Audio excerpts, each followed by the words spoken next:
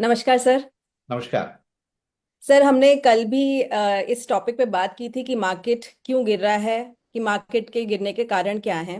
हम्म। लेकिन अभी बाजार में एक बहस और चल रही है सर कि स्मॉल कैप और मिड कैप जो है वो काफी गिर चुके हैं। Like right. 18 से 22% गिर चुके हैं। तो राइट। लोगों में ये चिंता है कि अब इसके अंदर इन्वेस्टमेंट करना चाहिए, अपनी हम्म। चलती हुई एसआईपी को बंद करें या उन हम्म। एसआईपी को कंटिन्यू रहने दें। तो राइट। आप क्यों जाना चाहेंगे सर इसके ऊपर? राइट। राइट। चलिए, मैं मुक्ता जी, बहुत बहुत ही रेलेवेंट सवाल है, बहुत प्रासंगिक है। अभी इस सोशल मीडिया पे, टीवी में, अखबारों में ये बहस छिड़ी हुई है कि कौन सही है। वो व्यक्ति जो कह रहा है कि आप एसआईपी बंद कर दीजिए, खासकर स्मॉल कैप और मिड कैप की, या वो व्यक्ति जो ये कह रहा है कि आप एसआईपी को जारी रखिए। मैं अपनी बात आगे बढ़ाऊं उसके पहले एक चीज आपसे कह देना चाहता हूं मुक्ता जी, कि दो चीजें हैं। एक व्यक्ति जो आपको खतरा दिखाएगा, एक व्यक्ति जो आपको डर दिखाएगा, एक व्यक्ति जो आपको सावधान करेगा, और दूसरा व्यक्ति जो आपको सब्ज बाग दिखाएगा, आने वाला समय अति उत्तम है बताएगा, और कहेगा कि आप एसआईपी के जरिए धन का निर्माण कर सकते हैं। ये दो बातें अलग अलग बातें हैं। जो आपको खतरे से सावधान करेगा वो व्यक्ति आपको शुभचिंतक नजर आएगा, और जो व्यक्ति आपको ये कहेगा कि एसआईपी जारी रखिए और आप अगले कई सालों तक अगर निवेश करेंगे तो धन का निर्माण करेंगे, वो व्यक्ति सेल्समैन नजर आएगा। ये मैं पहले बता देता हूं। ये मानव की प्रवृत्ति है, क्योंकि हम खतरों से अपने आप को बचाना चाहते हैं। तो जो भी व्यक्ति खतरा दिखाता है ना, वो शुभचिंतक नजर आता है। तो आपको वो भला व्यक्ति नजर आएगा जो हमेशा ये कहेगा कि एसआईपी बंद कर दीजिए। लेकिन मेरे जैसा व्यक्ति जो आपसे ये कहेगा कि एसआईपी को जारी रखिए, वो सेल्समैन नजर आएगा। मैं क्यों कह रहा हूं कि एसआईपी जारी रखिए, इसके बारे में मैं आपके साथ आज थोड़ा सा बात करूंगा, और इस प्रश्न का जवाब हमें हमें आसानी से समझ में आ जाएगा। सबसे पहले तो मैं उनसे मुखातिब नहीं हूं जिन्होंने आज से 10 12 18 साल पहले एसआईपी की है। उनको बताने की जरूरत भी नहीं है। वो समझ चुके हैं कि एसआईपी की शक्ति क्या है, एसआईपी कब ज्यादा काम करती है, एसआईपी कब बेहतर काम करती है। मैं उन निवेशकों से मुखातिब हूं मुक्ता जी, जो कि कोविड के बाद आए हैं, जिन्होंने बाजार में संकट नहीं देखा है, जिन्होंने बाजार में गिरावट नहीं देखा है, जिन्हें एसआईपी किए हुए 1 2 3 साल ही हुए हैं। मैं उनसे मुखातिब हूं, उनको क्या करना है। इतिहास को जानना बहुत जरूरी है। हम रिसेंसी बायस से परेशान होते हैं। जब मेरे पिता का देहांत हुआ था, हरिद्वार उनकी अस्थियां लेके गया था, मैं बहुत दुखी था, बहुत गमगीन था। और जब मैं पंडा जी के पास में बैठा था, उन्होंने मुझे अपने परिवार की 11 पीढ़ियां दिखाई, और उन्होंने एक खूबसूरत बात कही कि अगर ईश्वर ने तुम्हारे प्रियजनों को तुमसे छीना है, तो उसी ईश्वर ने तुम्हें नए प्रियजन भी दिए हैं। तुम्हारे पिता दुनिया से गए हैं, पर तुम्हारे घर में तुम्हारे बच्चे भी आए हैं। ये दुनिया ऐसे ही चलती रहती है। आज तुम दुखी हो अपने पिता की याद में, पर इसी पिता को याद करके तुम खुश रहोगे। मुझे उनकी बात क्यों समझ में आई आप जानती हैं? क्योंकि ह्यूमंस एक्स्ट्रापोलेट करते हैं। इसको हम रिसेंसी बायस कहते हैं। जैसा समय ऐसा है, हमें लगता है ऐसा ही रहेगा। जब आप दुखी होते हैं तो आपको लगता है दुख कहीं और है। जब आप सुखी होते हैं मुक्ता जी, तो इतने सुखी हो जाते हैं कि ईश्वर को भी याद नहीं करते हैं, ईश्वर का भी स्मरण नहीं करते हैं। इसको हम एक्स्ट्रापोलेशन कहते हैं। और इस पर आ गया रिसेंसी बायस। और तीसरी चीज हो गई पैटर्न। मानव के जीवन में एक बड़े संकट है। संकट यह है कि उसको अनिश्चितता, अनसर्टेनिटी अच्छी नहीं लगती है। अगर कुछ अनसर्टेन है तो उसको अच्छा नहीं लगेगा, वो उसको सर्टेनिटी में बदलना चाहता है, इसके लिए पैटर्न को ढूंढता है। ABCDEFG। अगर आप किसी बच्चे से कहेंगे बेटा ए से जेड तक सुनाओ, अगर वो ई पे आके अटक गया, तो आप जानते हैं वो क्या करेगा? वो शुरू से ABCD बोलने लगेगा, और शुरू से ABCD बोलते हुए ई बोल देगा और एफ की तरफ बढ़ जाएगा। ऐसा क्यों होता है? क्योंकि बचपन से हमें सिखाया गया है। अब मैं आता हूं हमारे मुद्दे पे, हमारी समस्या क्या है। We are pattern seeking animals. हम में गलती क्या की गई है कि हमारे माता पिता ने हमें ए से जेड तक सिखाया है। हमारे पिता ने हमें जेड से ए तक नहीं सिखाया है। हमारे माता पिता ने हमें रैंडम ABCD नहीं सिखाई है, पहले ए सिखाया है, फिर बी सिखाया है। इसी दृष्टि से हम दुनिया को देखते हैं। तो हमें क्या सिखाया गया है? इन्वेस्टमेंट का मतलब होता है कि आपकी वैल्यू बढ़ती रहनी चाहिए। तो हर महीने हम देखते हैं हमारी वैल्यू कितनी है, और जो वैल्यू कम होती है तो हम दुखी हो जाते हैं। एसआईपी में आपको ABCD ए से जेड तक नहीं पढ़नी है। एसआईपी में आपको ABCD उल्टी पढ़नी है, जेड से ए तक पढ़नी है। एसआईपी में आपको यह नहीं देखना है कि आपकी वैल्यू आज कितनी है। एसआईपी में आपको ये देखना है कि अगर आपको एसआईपी करते हुए 1 2 3 4 साल हुए हैं, तो आपने यूनिट्स कितने एकत्र की हैं। और आपको 20 साल तक यूनिट्स एकत्र करनी है, 15 20 18 साल तक यूनिट्स एकत्र करनी है। और जब आप पैसा निकालेंगे आज से 15 साल बाद, 18 साल बाद, 20 साल बाद, तो आपको वैल्यू क्या मिलेगी इस बात पे निर्भर नहीं करता है कि आज वैल्यू क्या है। वो इस बात पे निर्भर करता है कि आपने यूनिट्स कितने एकत्र की है।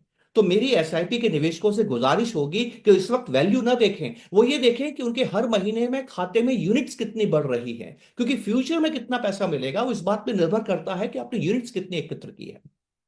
ये उसी चीज को उल्टे तरीके से देखने का तरीका है। जो पैटर्न हमें सिखाया गया है उस पैटर्न को उल्टा करके हमें देखना है, ये एक मामूली सा काम करना है। अब मैं बिहेवियर से हट के स्टैटिस्टिक्स पे आता हूँ, इतिहास पे आता हूँ। मैं नहीं जानता कल क्या होगा, मैं नहीं जानता एसआईपी और मिड कैप और स्मॉल कैप आपको पैसा बना के देंगे या नहीं देंगे। मैं ईश्वर नहीं हूं, आप भी ईश्वर नहीं हैं, हम भविष्यवाणी नहीं कर सकते हैं। और जो व्यक्ति भविष्यवाणी कर रहा है कि यहाँ पैसा नहीं बनेगा, वो भी ईश्वर नहीं है, वो भी नहीं जानता है कि भविष्य में क्या होता है। लेकिन आने वाले समय में क्या होगा ये हम समझते हैं एक चार्ट को देख के। मुक्ता जी, ये चार्ट हमें इतिहास है, ये इतिहास ही हमें बताता है कि मानव श्रम का प्रभाव क्या होता है, हमारा आने वाला जीवन कैसे हो सकता है। इस चार्ट को मुक्ता जी आप ध्यान से देखिए, ये 20 साल का चार्ट है। इसमें मैंने आपको लार्ज कैप का सेंसेक्स का चार्ट भी दिखाया है, इसमें मैंने आपको स्मॉल कैप का चार्ट भी दिखाया है। जो स्मॉल कैप का परफॉर्मेंस है, बीएससी स्मॉल कैप का जो परफॉर्मेंस है वो रेड रेड लाइन में है, और जो जो ब्लैक लाइन है वो परफॉर्मेंस है सेंसेक्स की। आप ध्यान से देखिए, जब भी बाजार में निराशा है, स्मॉल कैप की गिरावट सेंसेक्स से ज्यादा है, हमेशा ज्यादा है।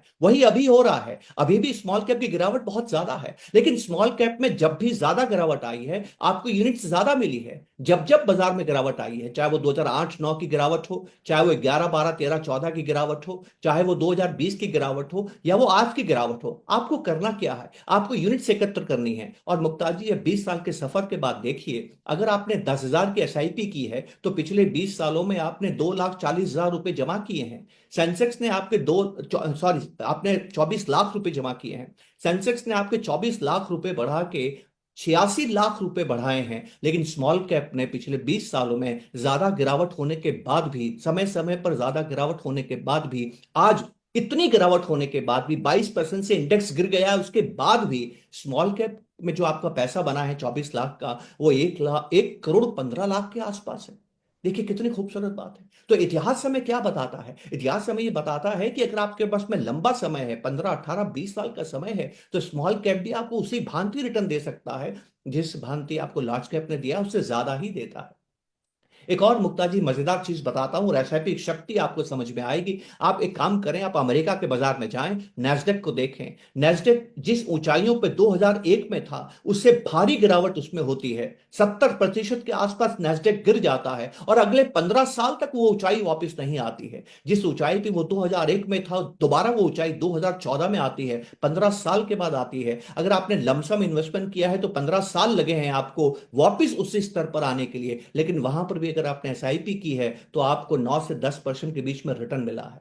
एक और मजेदार चीज बताता हूं, 1989 के बाद में जापान का बाजार ऐसा गिरा कि 2024 में उस स्तर पर वापस आया। 33 साल तक बाजार ऊपर नहीं आया। उस बाजार में भी जहां 33 साल तक बाजार अपनी पुरानी ऊंचाई से नीचे रहा, अगर आपने एसआईपी की है तो आज आप 9.5% के आसपास रिटर्न पर बैठे हैं। ये एसआईपी की शक्ति है। तो मैं सभी लोगों से निवेदन करना चाहता हूं, घबराने की जरूरत नहीं है। आप एसेट एलोकेशन करें, आप फाइनेंशियल प्लानिंग करें। आप सारा पैसा एसआईपी और मिड कैप पे नहीं डालने जा रहे हैं, आप हर चीज करने जा रहे हैं। आप हेल्थ इंश्योरेंस भी ले रहे हैं, आप जीवन का इंश्योरेंस भी ले रहे हैं, आप वित्तीय नियोजन भी कर रहे हैं, आप हाइब्रिड प्रोजेक्ट्स भी ले रहे हैं, आप बॉन्ड्स भी ले रहे हैं, आप फ्लैक्सी कैप भी ले रहे हैं, आप अपने पोर्टफोलियो में सोना भी रख रहे हैं। आपको सिर्फ ये तय करना है कि आपका सपना क्या है और सपने आने में दूरी कितनी है। तो अगर आपका सपना 15-18-20 साल दूर है और आपने एसआईपी 2-3 साल पहले की है, तो आपको घबराने की जरूरत नहीं है। आपको अपनी स्मॉल कैप और मिड कैप की एसआईपी को जारी रखना चाहिए। ये इतिहास बताता है, और यही मेरी समझ में आता है जो मैं आपके साथ बांटना चाहता हूं। मैं नहीं जानता कल क्या होगा, लेकिन इतिहास से तो हम समझ सकते हैं। किसी को मत पूछिए, अपने वित्तीय सलाहकार के साथ बैठिए, इतिहास को देखिए, मानव के स्वभाव को समझिए और सोचने की कोशिश कीजिए। पिछले 20 साल जब हिंदुस्तान की इकोनॉमी दुनिया में सबसे अच्छा करने वाली नहीं थी, पिछले 20 साल जब हिंदुस्तान की इकोनॉमी छठे, सातवें, आठवें, 10वें नंबर पर दुनिया के अंदर थी, तब अगर स्मॉल कैप ने आपको रिटर्न दिया है, तो आज के हिंदुस्तान ने, जो बहुत जल्दी तीसरी बड़ी अर्थव्यवस्था बनने वाला है, आज का हिंदुस्तान जहां आपकी जीडीपी ग्रोथ रेट दूसरे मुल्कों से ज्यादा हो रही है, आज के हिंदुस्तान में जहां आपके बच्चे आने वाले समय में राष्ट्र निर्माण करने के लिए तैयार हो रहे हैं, तो सोचिए आपका बाजार स्मॉल कैप का और मिड कैप का किस तरह का प्रदर्शन कर सकता है। तो आपको बहुत ज्यादा दूसरों को देखने की जरूरत नहीं है। मेरा निवेदन होगा, अपने वित्तीय सलाहकार के साथ बैठिए और तय कीजिए कि आपको क्या करना चाहिए। मेरा ये मानना है कि आपको एसआईपी जारी रखनी चाहिए, इतिहास हमें यही सिखाता है। मुक्ताज, ये ज्वलंत प्रश्न है जो आपने पूछा है, लेकिन इससे ज्यादा व्याख्या करना ठीक नहीं है, वीडियो भी बहुत लंबा हो जाएगा। मुझे लगता है कि हमें अपने सलाहकार के साथ बात करके, नियोजन करते हुए, एसेट एलोकेशन करते हुए स्मॉल कैप मिड कैप के एसआईपी से घबराना नहीं चाहिए। ठीक है sir. Thank you so much sir. तो मेन चीज समझ में आई, अपने गोल पे फोकस रखें। यस। आपकी लॉन्ग टर्म इन्वेस्टमेंट से उसे कंटिन्यू करिए। यस। आप अपने जब तक गोल पे नहीं पहुंच जाएं तब तक, और याद बीच में रखिए। ये उतार और याद रखिए, अगर आपकी 15 साल की एसआईपी रखनी है, 18 साल की एसआईपी रखनी है, 20 साल की एसआईपी रखनी है, तो पहले 10-12 साल सिर्फ आपको यूनिट्स कितनी बढ़ रही है ये देखना है। वैल्यू नहीं देखनी है, या उल्टा चलना है, जो आपको सिखाया गया है उससे उल्टा चलना है, बस ये हमें याद रखना है। हाँ, तो जो मार्केट में 15 साल के बीच में उतार चढ़ाव आएंगे, वो आएंगे, उसे एक्सेप्ट करना पड़ेगा हमको। और वो आपके लिए लाभकारी है। वो आपके राइट। लिए लाभकारी है क्योंकि ज्यादा यूनिट्स आपको देते हैं। ये एग्जैक्टली। बारीक बात जिसकी समझ में आ गई, वो भय मुक्त हो जाएगा, और जो भय मुक्त है वही यात्रा को पूरी करेगा और धन का निर्माण करेगा। Okay sir, thank you so much sir, thank you, thank you for your thank valuable. You. मुझे अवसर थैंक दिया, बहुत बहुत शुक्रिया। नमस्कार, जय हिंद। Thank you.